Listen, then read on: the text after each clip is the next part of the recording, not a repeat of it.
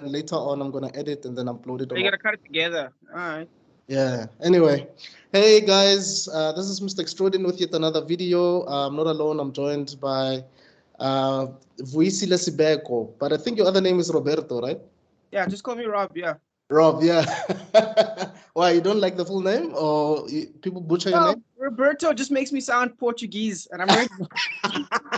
Like, where you from? Mozambique. Do you have Portuguese blood, bro? Or Huh? do you have some Portuguese blood? The truth is, my middle name comes from my dad, which is Robert, and they just decided to add the letter O. That's literally the difference between my name and my dad's name, one letter. He's Vuisile Robert SIBEKO, I'm Vuisile Roberto SIBEKO. See how it goes, Portuguese. Oh, okay. Roberto. There's a finger there by your screen. Yeah, Sorry. No problem. There we go. So the reason I called you here, man, it's I think you are a remarkable person, man. I think you are what I believe. Okay, let me put it this way. I believe that people should get to know who you are. And the reason I say this is, I mean, I have the privilege of knowing you. I think we've known each other for maybe 10 years or so, if not 9. Yeah, it's been a while. Yeah, it really has. And the funny part is COVID messed me up with that. So every time I'd be like, yeah, I've only seen you like 3 years ago. And then someone like, no, you're forgetting about COVID. It's actually like 6. Exactly. Because I think when we met, I think it was maybe 2013 or 14. I think you were still working at Musica at the time. Mm-hmm. Yeah. Musica no longer exists. So you can tell, well, does it still exist? Yeah, they're gone. They're dead. You know, so that goes to show you how long we've known each other. And you know, I know that you've written books. I think you've written 4 books or 3 books. Let's put it. I've published 3, and I'm going to publish my 4th one in December. Okay. Yeah. Before we get into it, man, I just wanted you to just introduce yourself to whoever's watching this. It could be, I don't know, 6 people, whoever, but so that they can get to know you better or get an idea of who you are. All right, cool. Never done this before. Let's see how it sounds. Name is Rob. What's up?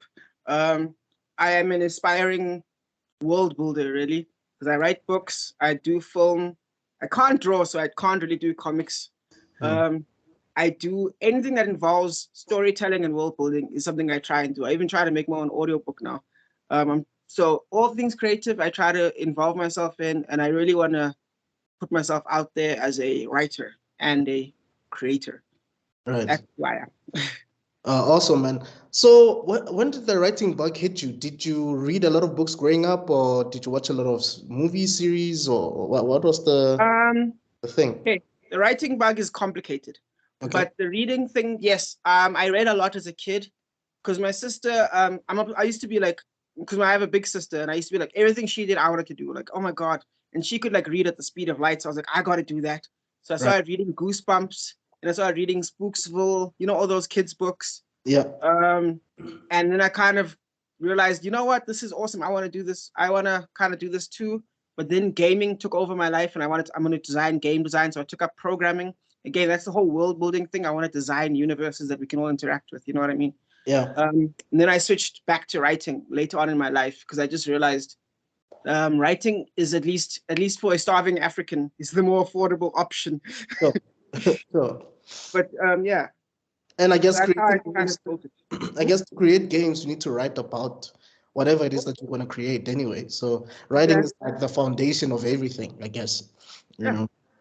Yeah. Look at games like Halo, Gears of War, Call of Duty is a good one. Where like, even though very few people care that much about the story, the fact when they made a Call of Duty where there wasn't a story, it did badly, which tells you something, doesn't it? Right. You need to have a story. It was Call of Duty Black Ops 4. The Black Ops franchise doing great. Then Black Ops 4 decided we're going to skip the campaign mode. No one bought that game. Wow. You need to have story to have meaning. Yeah. Right. And I don't know about you. I'm also, a story writer or a storyteller. And I can say without a shadow of a doubt that sometimes one story could take you 10 years to get right. I'm thinking of someone like James Cameron, who took 10 years to even do Avatar, the first Avatar. Yes. So what's your writing process like, man? Where do you get inspiration from and all those things? Okay. Inspiration. There's a I forgot the name of the writer, but he discussed how in film, well, actually, no, in storytelling, especially book storytelling, there's a way of writing where you create a let's put it, it's called a thesis, an antithesis, and a synthesis, basically. So the thesis being the idea, the antithesis being the counter idea, and then the synthesis being the solution, right? Okay. And what would happen is I would watch a lot of stories and listen to people talking, and then I'd realize, you know what? There's something clever there. So one of my favorite things to like listen to, watch a lot of sci-fi, and let's say if a sci-fi is like, oh, they're using teleportation, but then you're like, okay, but what's the positive and the negatives of teleportation? So next thing you know, a book starts to form in your head, and boom, you have a book. Another thing I like to do is think of a book that I've actually written. I was like, okay, what's a cool way of writing sports? Like my first book is called Bludgeon, it's a sports story. Right. Cool. What's an idea of that? So I come with a theory, come with an idea of, okay, what is the idea of like loneliness and grief? What does that mean? Then I create a counter to that, and that's normally what the antagonist to a story is. Okay. You know, like a bad guy, he always have the opposite idea. And then at the end, you end up with a mix of the two ideas in a way. Because sometimes, you remember, a good example of this would be, even though a lot of, to be fair, I'm not the biggest fan of it too, but a lot of people do hate the second Avatar. What's it? Legend of Korra. Yeah, I love it. But okay. Yeah, it's great. But what I like the most about it is generally what happened with the bad guys is there'd be something useful in what they were saying. Like my favorite one is the third one. Is it Zahir, the bald guy? Yeah, that's my favorite villain. Yeah. Yeah, my favorite. He's a libertarian. Right. Politically, he's a libertarian. That's what he is. He believes against. He's an anarchist libertarian. Right. Anarchy being the fact that he hates all symbols of power. Whereas the whole libertarianism is about self-control, basically, which is why he removes everything from away from himself, clears himself after his girlfriend dies, and then creates the ability to fly. You know what I mean? So that sense of it, that was good. But obviously what he was doing was evil. You know what I mean? Right. So that is kind of the idea of like some of how I form my ideas, or how I start to write a book most of the time, is there's the good idea, then there's the bad idea that attacks it, and then you get the end idea, which is normally a tie of a little bit of both, if that makes sense. No, it does. And obviously throughout this entire process, there could be moments where you have a creative block. And how do you deal with that? Because I know that can be a bit of a frustration period, a frustrating period. It's a good question. There are two solutions to this. Right. I describe them as this. Number one, write something else. Sometimes, because I believe a book is also a journey of yourself. The person who wrote the first word is not the same person who wrote the last word. Right. So right now, you're at a point of evolution in your writing where you cannot come with an answer. So just put it down and then write it a little bit later. So you write something else, so you're still writing, you're still creative, you're still thinking. Right. Then you come back to it. Right. That's number one. And then number two, which is actually probably the most effective one, and it's my new favorite way of doing things, is I call it describe a tree. Because I was writing this book, it's called Age of Forgiveness. It's not out yet. But basically it's like imagine Taken, the movie Taken, of Liam Neeson. But like instead of the story being about him chasing this person down, it's about he gets his girl and now he's being chased by them. And that's kind of the idea of it, mixed with Mad Max Fury Road kind of thing, but like set in a fantasy universe. But anyway, there was a part where I was stuck, where I was like, where the characters separate and I didn't know how to get them back together. So what I did was, in the air, because it's a fantasy universe, they're like, what can you say? Like gnomes, like elf creatures, very small. Right. So I decided, and they all live in trees. And I decided to describe this tree. So that's why I call it the describe a tree thing. So I kind of slowed my story down and I just described this one element. And as I was breaking it down as to its importance to the plot, more ideas started to form. Because sometimes what will happen is you're stuck on one idea in your writing and you think it's the most important thing because you can't see the forest from the trees. Right. No pun intended. But so now by you focusing on this one thing, you let everything else go, you calm down in your storyline, because sometimes the most tense thing about a story is you, the writer. Right. So Right. you calm down because you're describing there's just this one element that you're focusing on. You can remember, Stephen King says it's okay to kill your darlings. So it's okay. You can delete that whole section later on when you rewrite. So it doesn't matter. Just have fun with it. And then an idea will form and your story will push through. Right. Those are the two methods I recommend to kill writer's block. That is awesome, man. And do you also have moments where you know what's going to happen to the character maybe 3 chapters from now, but on chapter 4, you just don't know how to progress from where you are at the moment to a point where it leads to the idea that you could possibly have in the next 4 chapters or 2, 3 chapters. How do you tackle those moments? But I guess you just do what you just said now. You just keep writing, right? You just keep writing. No, actually, no, that's slightly different because that's not necessarily a writer's block. Yes. Remember, you haven't technically stopped writing yet. You feel yourself in trouble, but you haven't stopped writing yet. Yeah. With that one, there is a slightly different solution to that one. Okay. For that one, now I got my thoughts together. With that one, because what happens with my books, right, is I start at the end. In my brain, right, I have a vision of a beautiful Dragon Ball Z Goku throwing a spirit bomb at the bad guy and winning. Do you know what I mean? Like, it's just, there's explosions. Michael Bay is just having a good time. Zack Snyder's there, slow motion. It's awesome. And then when I write the book, that scene never shows up. Wow. Because what ends up happening is there's 2 ways of dealing with it. The character takes over, number one. Yeah. The character takes over. Because the character takes over, and you realize the character would never do that. So what you do is you let the character deal with it. Right. Or what you do is you pause that, you go somewhere else, and you adjust the environment to kind of lead the character to make a natural decision that goes there. Yes. So it would depend whether your character is a reactionary type of character or whether they are more what's this word that I'm looking for? Active. They're more yeah. Yeah. Yes. Oh. Yeah. Okay. Exactly. So if they're more reactionary, then you can technically, with a more active character, create an environment where you kind of like dig a hole to let the water flow through. Right. So you can do that. It might involve rewriting because sometimes, remember, you can kill your darlings. It's okay to rewrite. Just go backwards and then you'll lead the character perfectly without having to feel like you're pushing yourself. Sure. And what inspires you, man? What's the stuff that you go to get inspirations? It could be stuff that you've watched all over and over again, or something new, or a specific writer or movie director, because I know you also have a passion for movies, for film. Believe it or not, despite the fact that I mostly write fantasy, right? I would say real life inspires me a lot more.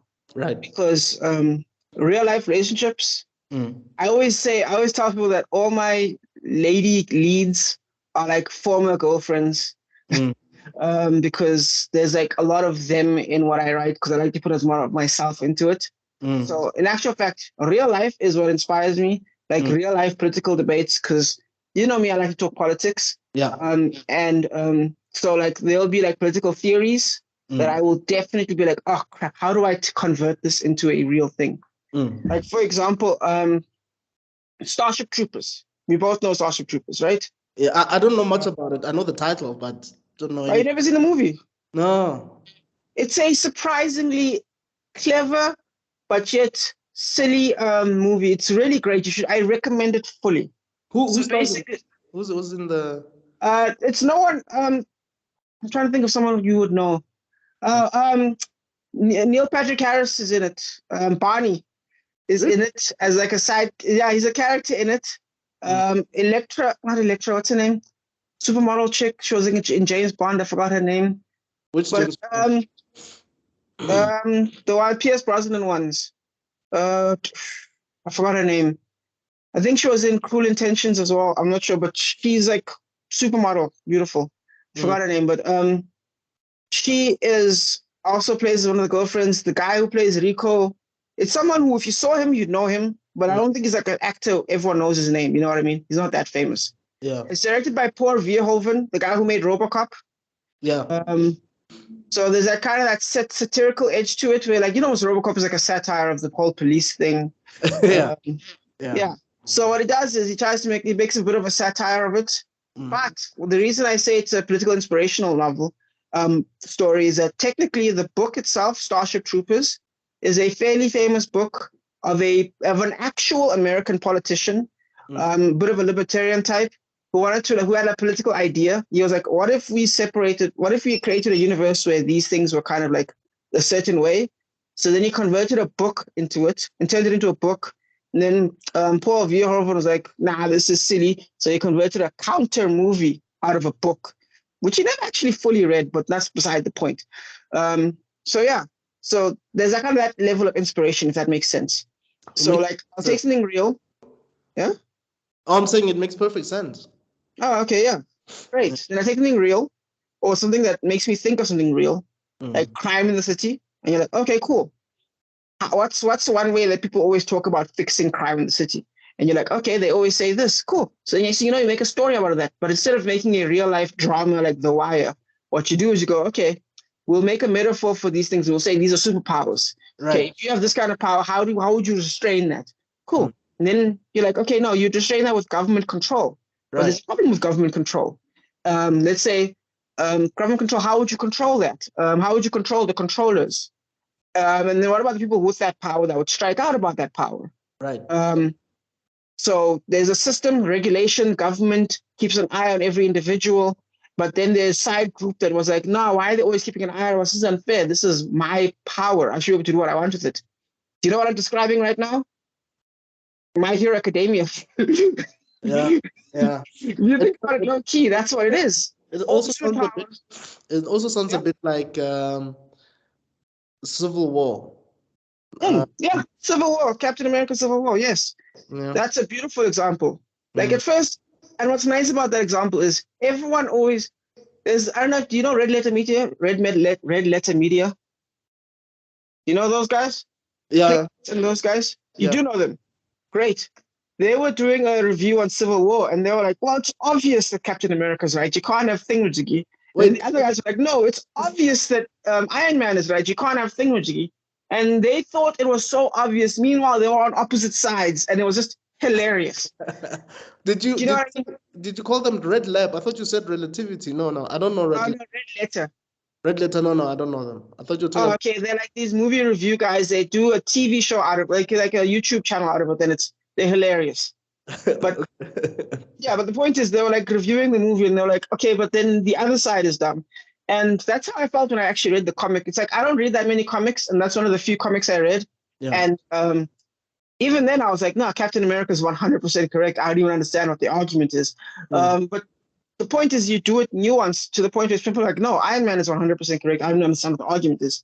So like that's the real life that you convert into fantasy, right, and then ties back into real life. And that's what makes a good story, right? When you when you sit down and you try to dissect the whole thing, you don't really have a concrete solution, because at the end of the day, you will have people who say, no, this person is right, and others are like, no, but this one is right. So at the end of the day, you realize that the problems that we have as a society, we don't really have solutions for them, because we're different people with different backgrounds and different understandings of right and wrong, I guess. And well, I'm talking about a more detailed problem. I'm not talking about basic problems. I'm talking about a more complicated issue. It's not that easy to solve. So that's quite interesting. But I also know that you love film, man. Let's just dive into it. Who are your favorite directors, man? Who are your favorite directors? Of course, that would be Christopher Nolan. Right. That goes without saying. Denis Villeneuve goes without saying. You know me. Denis Villeneuve, the guy who made Dune, Prisoners, Arrival, James Cameron, of course, because of Terminator and Aliens, right, and Titanic, right. Yeah, and then some smaller people would be like what's his? Oh gosh, now I'm losing myself. The brother of now you put me on the spot now. What's his face? The brother of someone. Yes, the two Riddick brothers, not Riddick. What are they called? Not the Wachowskis, not the. What did they do? Ridley Scott. Yeah, Oh, Ridley Scott. There we go. Oh, Tony and Ridley. There we go. Yes. Okay. Tony Scott is I feel like he's such what I love about Tony Scott is that no one really pays attention to him. I mean, I think he died, unfortunately, but no one really pays attention to his movies, but we all know them. The Last Boy Scout, who did that movie? Right. What's it? The Taking of Pelham 1, 2, 3. Who hated that movie? Man has made a bunch of great movies that we all just let fly by the radar. He worked with Denzel. I think he was involved in The Good Wife, the series, right? If Yeah, not, so. yeah. I mean, so also, I think he did Man on Fire, if I'm correct. But I know he's worked with Denzel Washington a couple times. He's one of these guys that can take a decent budget and make a great movie, make a great idea out of it. Whereas Ridley Scott, of course, takes a huge idea and then makes a huge movie out of it. Yeah. But I like to just shout him out, you know what I mean? Like, maybe you should all watch more of his movies. So, yeah. And then, of course, Tarantino goes without saying, even though I feel like I love him more as I loved him as a director and as a writer, because the man has writing ideas that he conveys brilliantly. Yeah, look, I think he is a master of dialogue. When it comes to dialogue, like absolutely, it's amazing. I remember the first time I watched Pulp Fiction. Pulp Fiction. I don't know what's happening with my tongue. The first time I saw it, I was like, I cannot believe that I've been watching this whole thing and it's been an hour, and I'm just fascinated by Jules and who's the other guy, Vic. Like, I just like the fact that they're just discussing a particular topic. And they're relevant to the plot. They're relevant because he ends up bringing up the story later on when talking to is it Mia? But Uma Thurman's character, he ties things together so brilliantly. Right. And there are things that we as directors, people as creators, throw away that he takes and then reworks. That's the genius of this man. And then, of course, my favorite director of all time is, of course, David Fincher. I mean, I talk about that man obsessively. Look, I knew you were going to go there. I was shocked that you haven't mentioned him so far. But I'm glad that you did. I didn't give anyone else a chance. Like, David would do like 50 takes of just one scene. And that's only when he was doing film. When he switched to digital, it became 150. Jeez. It's insane. And if you've ever been on set, you realize that 5 takes is actually a lot. So you can imagine. Yeah. So if you've ever been on actual film, you realize 5 takes is a lot. 10 takes is a lot. It's exhausting for some actors. Right. But having done film myself, it makes so much sense because sometimes you're just not there yet. Yeah, you're not getting what you want. You're not getting the vision that yeah. Actors are talented people. They can do it, but if they ain't given it to you yet, then why would you give up on your movie? You know, that makes sense. I'm sure you remember the story of Stanley Kubrick and the lady that he was working with on The Shining. Of course, yes. And she eventually quit film, I think, after that, because I think Stanley was doing so many takes that she just got exhausted. Like, it was just ridiculous, I think. Yeah, but not only that, but remember, Stanley Kubrick was deliberately hard on her because he wanted to produce an effect that bled on into the scene to show her truly distressed. Right. So he would not just be like, okay, guys, let's do this again. No, he'd be brutal. Right. So yeah, maybe don't go that far. I know there was another film director during the days of the Westerns who'd carry a live gun on set. So yeah, I'd say as a director, don't go too far. Yeah. Because I think it's Harvey Keitel. Yes, Harvey Keitel, the guy from Reservoir Dogs. Yeah. Mr. White, right? Is it Wolf? Is it Wife or Wolf? Okay, he's the wolf in Pulp Fiction, but he's Mr. White in Reservoir Dogs. Oh yeah, in Reservoir Dogs, yeah. Yes. And he was in what's it called again? Eyes Wide Shut, Stanley Kubrick's movie. Was he there? Yeah, but you don't see him in the movie because he quit. He was like, "F you, buddy. You can't make me do this, so I won't do it." So he quit the movie. Which role was he playing? The guy with the pool table, the guy with the glasses. Oh. He was that position. But then he was like, nah. And then Stanley Kubrick was like, that's fine. I'd rather have my shot than have you happy. Wow. I mean, speaking of real life guns on a set, I remember the scene in I'm surprised that you haven't mentioned this guy, Martin Scorsese, in what's this movie, The Departed, where Jack Nicholson actually takes a real gun and points it at Leonardo DiCaprio just to get his reaction. You know, Have so many tricks. People have so many tricks. Because I mean, Leonardo's such a committed actor that he will probably does go through with it. He just plays through, and that's so cool.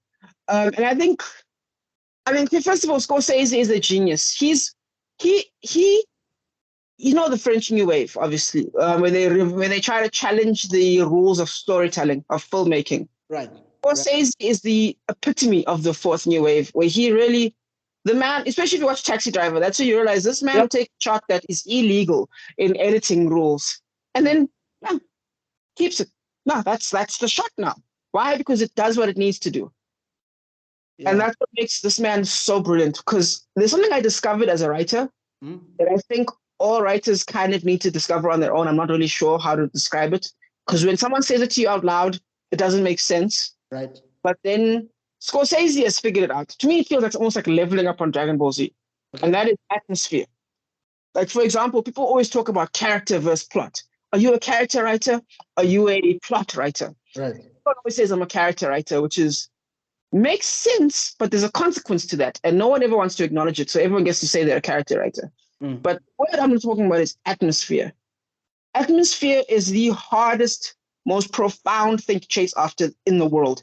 Good example of this being, of course, Scorsese's Taxi Driver. There's an atmosphere with the low music.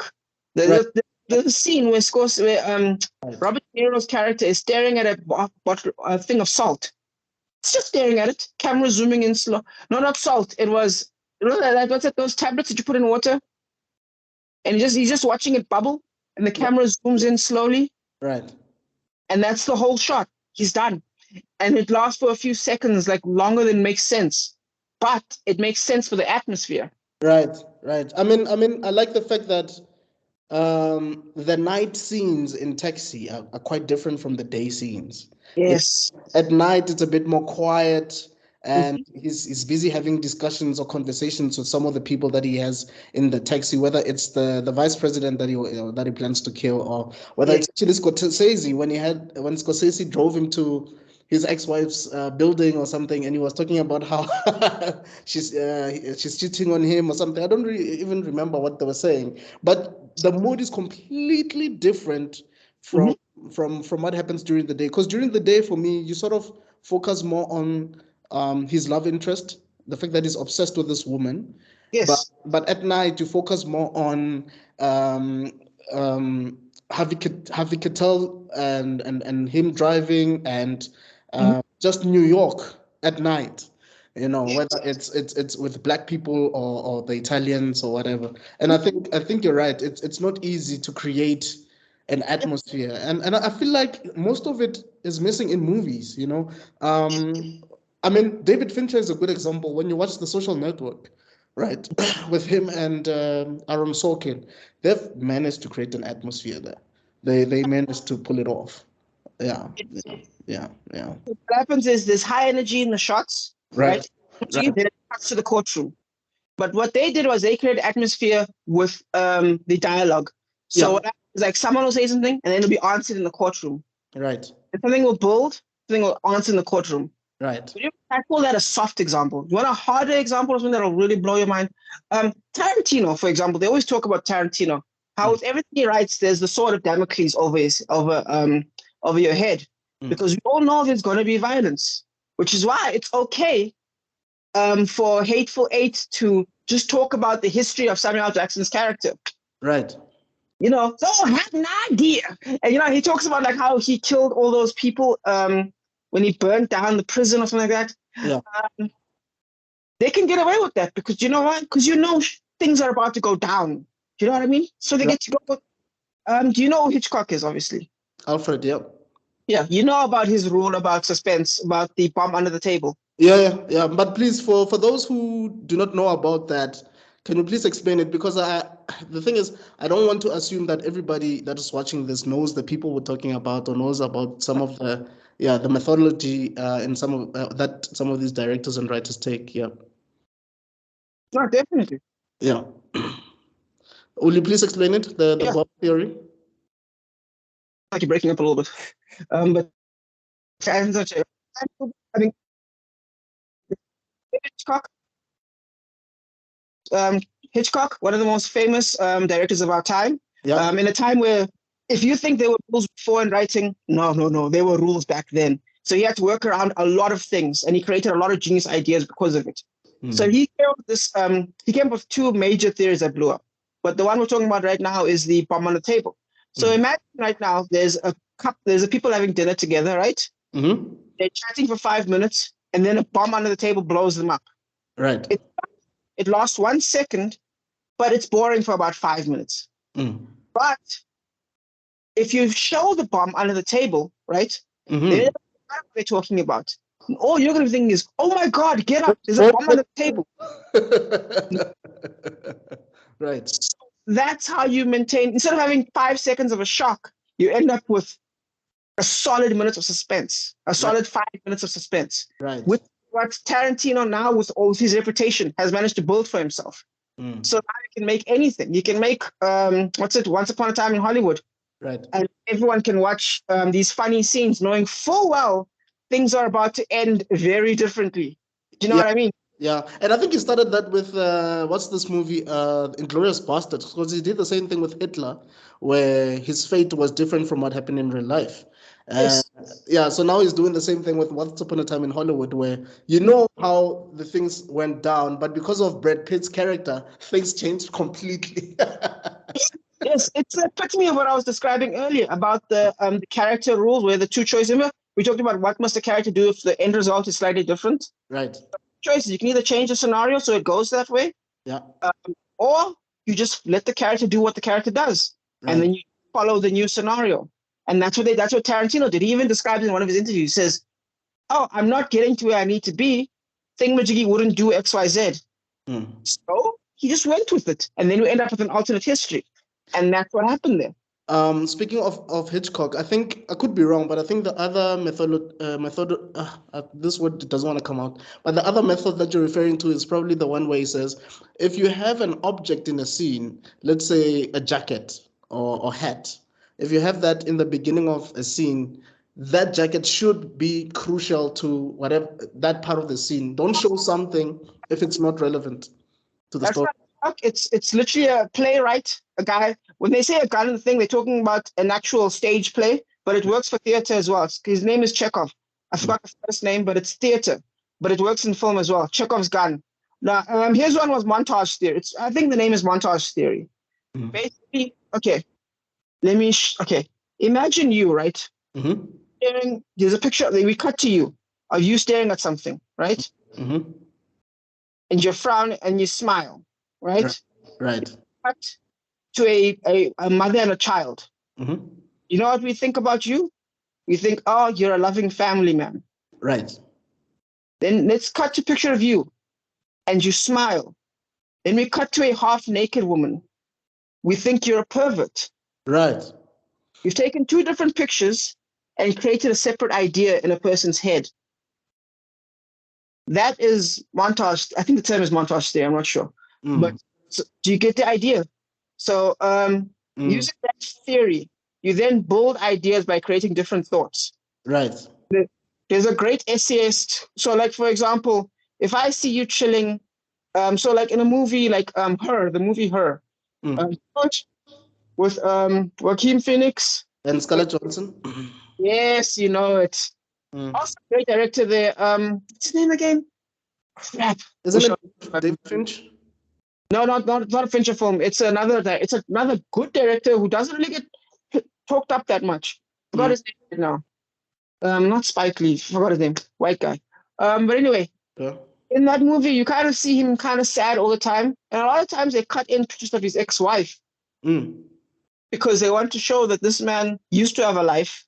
He used to be happy. Now he's this weird melancholy state.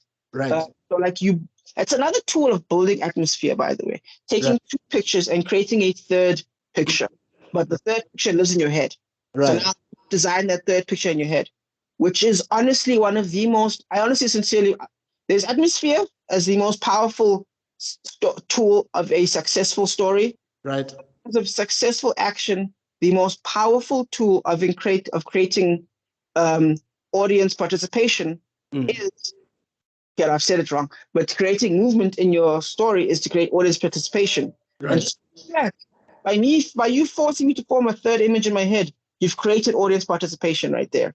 Right, right.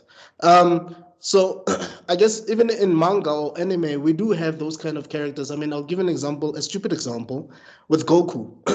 We know him as one of the greatest heroes of that universe, but other people easily associate Goku with being a terrible father. So, so on one hand, you see him being this guy who is able to fight aliens and destroy legacies of these villains that they've started for themselves or formed for themselves. But then at the same time, at home, he's been absent for years. Yes.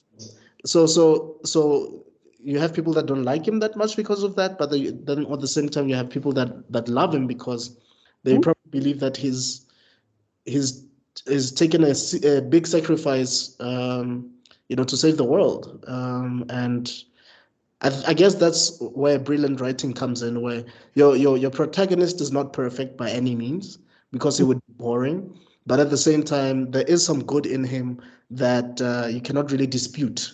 In as much as he's a terrible father, you cannot dispute that man is a good hero. He's a great hero. Ironically, is a perfect example of what we're talking about. Right. This Toriyama never mentioned him being a bad father.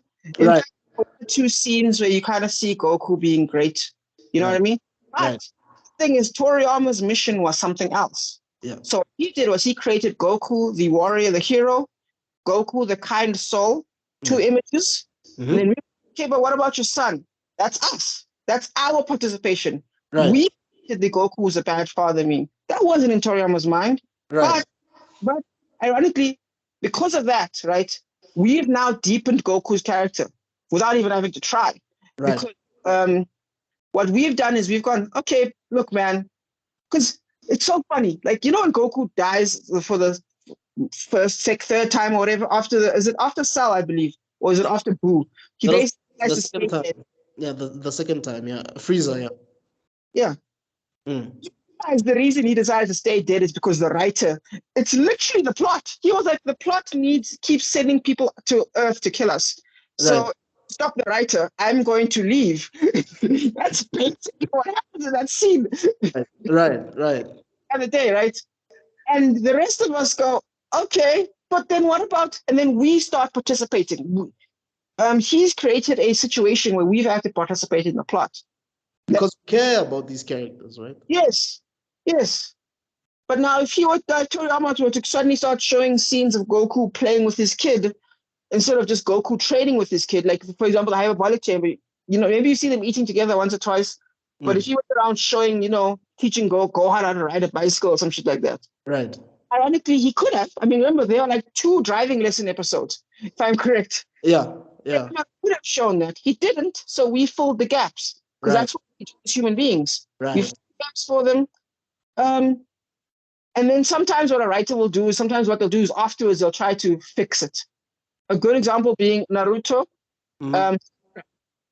Sakura is trash. But the writer didn't want that to be known. Right. So what he fixed it. He was like, okay, he acknowledged it in the plot. He said, hey, I see you've all noticed that Sakura is kind of useless. So let me give her something. I mean, I saw a meme that made me die laughing. Basically, it was Sakura is so useless that they had to put puppet strings on her just so she can fight. That's what she was fighting with Sasori, right? Just so someone else can make her fight better. Like, right. You know what I mean? Yeah. And it's funny because we had to fill the gaps again for the people. And because we're filling the gaps, what they'll do is they'll sometimes retroactively counter those gaps. So then Sasuke becomes Sakura becomes more useful in a different way. Right. Which is honestly another cool thing about writing. So this is why writing's so cool. Because think about that. You filling the gap like that, what a gift as a writer. You got your wants to participate, Mm. you reacted according to the storyline and according to your audience to what they're seeing. Because remember, once the book is written, it's not just you. Yeah. Yeah. It's not just you. It's like with Star Wars. Remember Star Wars, Yes. where I'm talking about the first films that came out, not the prequels, where Obi-Wan says, Darth Vader killed your father, right? Mhm. And then only to find out that no, Darth Vader is the father. And then when Luke now confronts Obi-Wan afterwards, it's like, but you told me that this guy killed Darth Vader. Now all of a sudden Obi-Wan's like, no, what I meant was Yes, that exactly. Anakin was killed by the character, the persona of Anakin was killed by the persona of Darth Vader. So yeah, Star Wars does this all the time. Another example, Samuel Jackson. right, I want a purple lightsaber. right. And, okay, it's Samuel Jackson. Who's going to say no to you, mother effer? Right. So what they ended up doing was creating an entire book of lore about the purple lightsaber and about Mace Windu's new martial arts that they built around it. That's brilliant. That's great. Yeah. That's a flexible writer right there. Right. Because you're creating something that you didn't even think about, but Yes. it adds more to the lore of this IP that you have. Yes, it builds around your environment. It's still your baby. It still fits Star Wars, but you're just kind of going along with it. Or you can be stubborn, ironically, like Star Wars, where we all know Han shot first, but George Lucas is like, nah. Yeah. And I think they did the same thing with Andor in Rogue One, where he gave a bit of Han Solo vibes, because I think he killed someone early on in the film. Yes, in Andor, yeah, he shoots the spy guy. Yeah, yeah, right. And we all accepted that guy, because guess what? Han Solo is a rogue, and why wouldn't he shoot an alien? Why wouldn't he? Why wouldn't he? This guy's trying to get him killed anyway, so Right. just shake hands and walk away? No. Yeah. If anyone is going to be practical, it's going to be Han Solo. Right. And I mean, you can even see parts of his character in some things that are not even lethal, like when Leia says "I love you" and he says "I know." Like that's the kind of character that Han Solo is. Like he is not gonna be your goody two shoes mushy guy. No, that's not who he is. That's where Harrison Ford went full Henry Cavill right there. I know Harrison Ford did it first, but that's some Henry Cavill shit right there, where I know what my character would do. Right. That wasn't in the script. When he says "I know," that wasn't in the script. Harrison Ford made that up. Genius. Right. What did Henry Cavill do that wasn't in the script? You know Roach's death in The Horse when he dies in The Witcher? I haven't watched the Witcher yet. Oh, you played the games? No, not even. I know. I'm a bit out of it, but yeah, I need to catch up. I mean, it's a 7 out of 10 show, but Henry Cavill carries it just on his back. But anyway, there's a scene where a horse dies, right? It's the main character's favorite horse. So kind of like how you get emotionally attached to the horse in Red Dead Redemption. So the writers wanted to make it funny. Right. You know what I mean? Like make it funny. And Henry Cavill was like, no, we're not doing that. So he had an emotional, sad moment with his horse. And he did that on his own. He just took over. Same thing with Wednesday Adams. So, I mean, it doesn't always work out. Sometimes, good example of this being Picard, where the actor's like, no, I know what my character needs. And then end up with a show that everyone hates up until season 3. Because of Patrick Stewart? Yeah, Patrick Stewart was like, this is what I want my actor to be. And it basically became something that everyone hated. Oh, geez. Okay. Until season 3, because it didn't feel like Star Wars. It just felt like this man wanted to be an actor. Yeah. It didn't feel like Star Trek, you mean? Sorry, Star Trek, my bad. Oof. So I get that. So it's a risk. It's a big risk. Yes. But I think it's part of storytelling. You're taking huge risks because you never know whether your project might stick or not. I mean, there's so many movies that came out either maybe at the wrong time, maybe before their time, or maybe they came out way later than they should have. And some of them are really good, but they just aren't mainstream. I'll give you an example. When Scarface came out, And when what's this movie by Ridley Scott with the guy we were just talking about now, Han Solo, the actor. What's his name again? Harrison Ford. Pardon? Blade Runner. Blade Runner. When they came out, they performed horribly at the box office, Yes. but they became cult classics later on. Mm-hmm. So I think that's the risk of this idea that you have in your head, you know. Yeah. Sometimes it might not click, sometimes it might. You never really know. But that's the great thing about art is you should just release whatever that you have that you were blessed with and just let nature take care of itself, I guess. It's so funny you say that because actually, this is something I always call it the terrible thing about art. Because here's the funny part about it. Like, if you're a runner, right, and you can run 100 meters in less than 10 seconds, here's your medal, buddy. Here's hundreds of thousands of American dollars, buddy. Yeah. But if you're the world's greatest artist, that could literally mean nothing. I mean, look at Vincent van Gogh, bro. Yeah, Van Gogh. Yeah, exactly. Yeah. Exactly. Yeah. Man sold one painting. Yeah. And after he died, that's when his stuff was valuable. I don't know if you know, there's a scene in Doctor Who where Doctor Who actually takes Van Gogh back in time. No, into the future. Yes. And Van Gogh actually sees how everybody appreciates his art, and it's such an emotional scene, bro. But I can imagine. Yeah. I can imagine. Yeah, man. But thanks, man, for giving me your time for us to talk about these things. I know you and I can go on forever, but I just wanted us to get to touch a bit on some of the work that you've done over the years. You mentioned Bludgeon Ball, and I think Bludgeon Ball is in parts. It's not just one book, if I'm not mistaken. Yeah, it's books. All right, let's see. First one, Bludgeon Ball. That was kind of different, but yeah, Bludgeon Ball. Then it's Bludgeon Ball 2. And then my third book is called Heist. Okay. And then the fourth one that's coming out is called Jin's War. It's still Bludgeon War or Bludgeon Ball related, or are Heist and Jin's War different from the Bludgeon Ball series? Different. Bludgeon Ball is an Afro post-apocalyptic sci-fi, whereas Heist is a epic fantasy, Afro fantasy heist movie.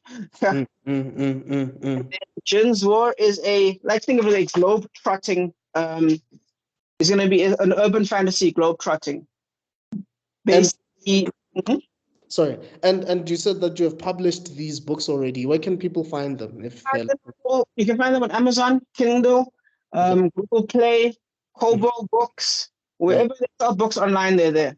Okay. And do you have hard copies if people are more into that? Because I know some people don't like digital reading. They prefer actually holding the thing in their hand and reading it and smelling the pages.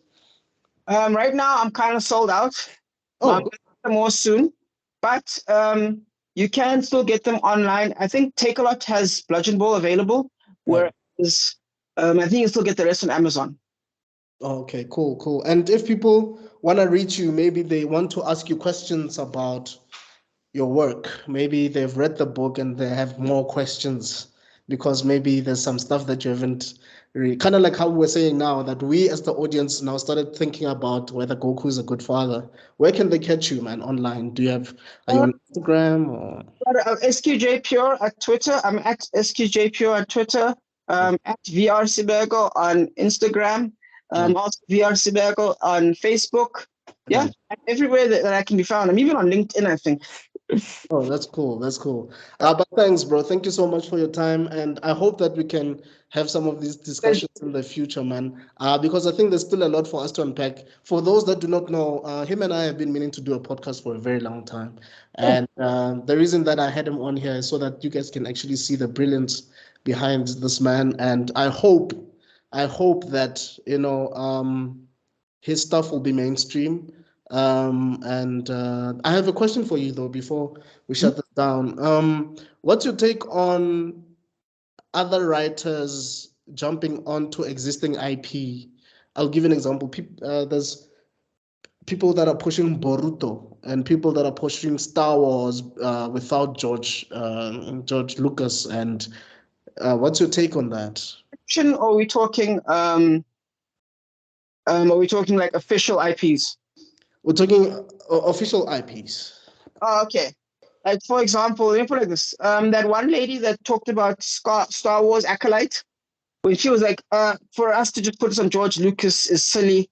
That upset me. I won't lie. That one upset me. Mm. Here's the thing. You can add on to the vision. You can grow the vision. Right. I don't think the vision can get much bigger than the person because there's a scope to what you're trying to do. Right. You know what I mean? Right. But like, I think if you go within the rules, you should be fine. Like, for example, the first 4 seasons of Game of Thrones, following the vision. You know what I mean? Right. Season 8, they started making so many things up to the point where George Lucas had specific rules. He said, dragons are like nuclear warheads. You can't shoot them out the skies. And what do they do in season 8? You mean George R. Martin? No? Sorry, R. Martin, my bad. But yeah, you can't shoot them out the skies. You can't do that. And that's exactly what they did. So that part, I think you can add on to the vision. I think it's okay to give your book to someone else. I think that not only is it okay, I think it's the best, especially if they follow the rules. Right. Like in my own universe, the Heist universe, there are certain internal rules that I have. Right. Because I'm trying to show different cultures in the thing. That sometimes have ties to real African cultures, but mostly like just fantasy-only cultures. Right. So you want to have some revolution in it, because just to make it more like California or America, do you know what I mean? Right. It's got that culture. You got to write in that culture. And I think there's this group of people that are trying to be like, nah, we all want to be California. We all want to be this weirdly mixed group of people when we're not. Right. Zulus are Zulus, Xhosas are Xhosas. Right. You know what I mean? Yeah. You want to have, so if you want to keep some stuff, I think you still got to keep the original author's intent. So I think you can make a Lord of the Rings without having Tolkien, but if you haven't read any of his stuff and you're not trying to follow the vision, why are you here? See?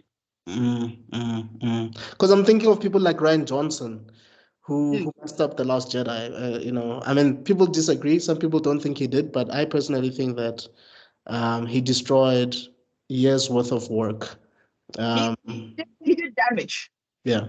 Because, and I get why he did it, but I hate that he did it because he did more. He tried to do more good than bad. He was trying to make it.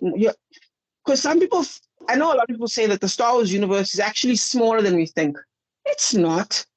It's huge. It's huge. What was expand it by breaking things. You don't have to break things. I've discovered this as a writer. Here's one of the best tools to expand your writing. You know, I focus on a tree. Remember that I said earlier? Yeah. Do that. Somewhere in your storyline, there's an element. I call it the George R. Martin technique, where basically you say, because I don't know if you know the famous quote about George R. Martin, where he said, okay, but how does Aragorn pay his taxes? You know what I mean? If you understand what I'm saying. Yeah. That's cool. But then how does this great king do the small parts? Right. Yeah. So now, if you focus on the small parts, then you end up with a big win. Good example being the Mandalorian. How do Mandalorians live? Boom, storytelling. Right. I mean, but I think you meant Robert Baratheon, I'm sure, not Aragorn, because Aragorn is Lord of the Rings. But it is Aragorn. Yeah. But he was critiquing Lord of the Rings. George R. Martin was talking about Lord of the Rings. Because he talks about Aragorn is a great king. You know what I mean? You're right. George R. Martin is asking, okay, but how is he a great king? Right. How does he make his people happy? Right. Question. Now, without breaking any of the rules of the storytelling, you can figure out the answer to that. And there's a book there. There's a movie there. There's a series there. The Mandalorian. How did he get his helmet? This is the way. That's how he got his helmet. You know, one of the stories that I'm actually writing is called Fetal Fruition.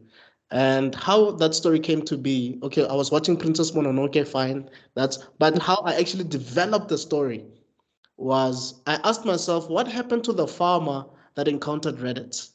Like, I was very curious to know. I wanted to know what happened to that guy. And that's exactly how I came up with my story. Like, I wanted to focus on the farmer that had just a bad day, that ruined his entire life. And I wanted to know what happens to that guy. It's like when you're watching a movie, I think there's a movie called Changing Lanes, where, usually when you're watching action scenes where a cop just hijack a civilian and take their car, right? But in Changing Lanes, I think what happened was the two main characters that were in a car accident, and you start seeing what happens between these in the lives of these two characters. I like stuff like that because I'm more concerned about the guy who was affected by someone's decision and what happens to that person going forward.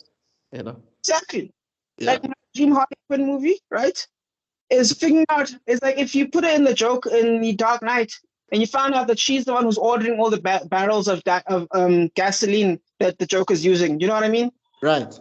How would you do that? There's a movie there because there'd be tension, there'd be action, there'd be meaning to it. It would be a full movie. But now all these actors are trying, all these directors, all this generation of storytellers are trying to squeeze in their Californications on us. They don't have to. They can just tell us a story. And I've noticed now that actors now, what they do, because they're rich, what they're trying to do now is just bring their own ideas and make the movies. But look, I'm not saying that actors cannot be great writers. They can be. I mean, look at Charlie Chaplin. But what I'm trying to say is sometimes it takes away from the story. I mean, I was watching Ghosted the other time, I think last month or 2 months ago, and you could tell that it was just Chris Evans and Anna the Armas just having the ability to create a movie, and for me, it didn't really land. I mean, there's some parts that I like, but the fact that they would bring their friends Sebastian Stan and Anthony Mackie into the thing, and it's nice to see them. There was shock value, but there was something lacking in the story. Yeah, like another one, Hobson and Robs, the Kevin Hart scene. Why'd it have to last that long? I get it, Kevin Hart's your friend, but did he have to have a 5-minute scene airplane like that? Did that happen? Right. The more famous example being Ghostbusters, the all-female Ghostbusters. Yeah. Stand-up, it's improv stand-up. Where's the movie, guys? It's an SNL cast making a movie about a popular IP. That's it. Yeah, they forgot about the IP. Yeah. Actor can ruin the moment, and sometimes you just have to shut up and listen to the director. But if the director is so funny, because I like Paul Feig. Have you ever seen Spy? No. Who stars in Spy? Is it the one with Jason Statham and Melissa McCarthy and? He was like, I convincingly did a thing of Barack Obama, and she's like, blackface? I don't think it's okay. What do you think about Edgar Wright? Edgar Wright is a genius. He also is I think he's discovered the atmosphere thing as well. But what he's done with it is he's gone in the opposite direction. Where I talk about atmosphere, I'm normally talking about like tense atmosphere. He's created a fun atmosphere. Right. Where like something will be fun, and he'll tie it to the background music, make it I think the term is diegetic. So now the song and the movie music becomes one. Like, good example being This Is the End, where they're drinking. If you actually listen to the sound in the background, it's perfectly in time. And of course, the most famous example, of course, of that is Baby Driver. Yeah. Oh my goodness. Yeah. I have no idea how he wrote that movie. Like, I don't. Okay, usually what happens to Baby Driver is what happens to me in real life. I would listen to something while I'm doing and it goes, that's fine. But to write that and actually turn it into a movie, I have no idea how he did it and how he pitched it. Because I think how he pitched it was he actually played the songs while he was pitching the script. Exactly. And then I think I remember that they said they had the music actually playing on the set. I can't remember. But then the actors move and the extras move. Right. The music must be so hard. And that's commitment to the cause, man. Yeah, no, he's a genius. Look, I hope that he can maybe do other films similar to the Cornetto trilogy or something like Scott Pilgrim, because it's a superhero film without being a superhero film. It's a brilliant movie. And now with the risk of superhero fatigue, and now thanks to Wheel of Time and Rings of Power, they might end up being fantasy fatigue. We're going to be in trouble if we don't get a good movie soon. Yeah, and I feel like X-Men and Fantastic Four have bad luck because when these movies were in their prime, they could have done those movies. But now that there's fatigue, I don't know if there's still room for those movies. Exactly. Ryan Reynolds might have to try and they're gonna have to produce something genius, and I don't think they're gonna be able to. I think at best they're gonna have to be in the middle. Look at Guardians of the Galaxy. That's not a bad movie, Yeah. but little money. So I think it's in trouble. And I think I don't know. I'm hearing a lot of people talking about westerns making a comeback, but nothing has made that billion-dollar thing yet. But on TV, people are talking about that making a comeback. The flow of movies is kind of shifting, but right now it seems like the hardcore, rugged man movie making a comeback. Now might be a time for Schwarzenegger to come back or something like that. You know what I mean? It also seems like horror is coming back. I mean, there's been a few horror projects that yeah. James Wan has been pushing that for a while now. Of course, James Wan has been killing it. This man managed to make blood-free horror massive. That was genius. The Conjuring is blood-free horror. Right. You think someone's gonna die, you jump like you should. Yeah. All the jump scares are not jump scares. Whatever is like in the corner is actually there. You know, right. Don't turn, oh, it's a lamp. Oh, it's another lamp. You know what I mean? No. Right. At you is coming at you. So he managed to follow through with he challenged the jump scare, right? Took it on. And then he managed to create a game. Now remember, there's a difference in tension and atmosphere. Right. But he creates great tension, but every now and then he also has great atmosphere, especially with the first Conjuring movie. Like you're like, okay, we're on the brink of something. We're on the brink of something. We're on the brink of something. We're on the brink of something. Because tension is short term, but atmosphere is it makes your life easier. It's like a bath. You know, it's like I feel like we need our own video so I can properly describe what I mean when I say atmosphere. This other manga I read that really changed my life. It was called After School Military Activities. Okay. Imagine The Office, right? Yeah. The Office, but with high school kids, right? Yeah. And there's an alien invasion. But then it's the most gripping thing you've ever seen in your entire life. But nothing insane happens. Not really, not until the end. But you're just like, oh, because every minute feature comes together so perfectly that you feel like you're in the movie. Wow. That's what atmosphere is. But anyway, we'll talk about that another time, I'm sure. Yeah, no, definitely. You just let me know. We can discuss it maybe privately when you're available, because I do have some guys as well that recording some episodes with. We recently were speaking about the X-Men, but if we're speaking about things like Justice League or whatever, I would like to have you in, and so that we can dissect some of these things.